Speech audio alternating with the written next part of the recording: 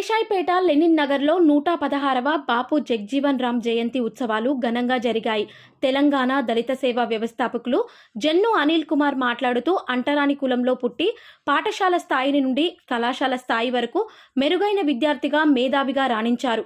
జగ్జీవన్ రామ్ పాఠశాలలో చదువుతున్నప్పుడు కుండలో నీటిని తాగడానికి ఆధిపత్య కులాల విద్యార్థులు నిరాకరించడంతో అంటరానితనం అణచివేతకు గురైనాడు.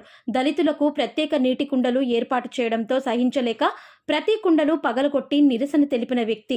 అలాంటి మహానుభావుని జయంతిని పురస్కరించుకొని జగ్జీవన్ రామ్ విగ్రహానికి పూలమాల వేసి కేక్ కట్ చేసి ఆయన ఆశయాలను ముందుకు తీసుకెళ్లాలని కోరారు. ఈ కార్యక్రమంలో Daudu Vijayarao, MK Babu, silver Nagesh, GC Cornel teacher, Venu, Mekala Karunakar, Jannu Ravi, చేతల్ల వెలుగు తదితరులు పాల్గొన్నారు. బాబు జగ్జీవన్ రామ్ గారి 116వ జన్మదిన వేడుకలో మా ఆహ్వానాన్ని మన్నించి ఇక్కడికి విచ్చేసిన ప్రతి ఒక్కరికి, గ్రామ పెద్దలకు, మరి యువజన సంఘాలకు, మహిళలకు, పిల్లలకు ప్రతి ఒక్కరికి పేరు పేరున ధన్యవాదాలు తెలుపుకుంటూ ఈ కార్యక్రమానికి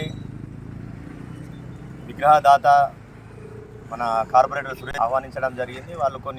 వారు కొన్ని పనుల వల్ల రాలేకపోయారు. వారికి కూడా కృతజ్ఞతలు తెలుపుకుంటున్నాను.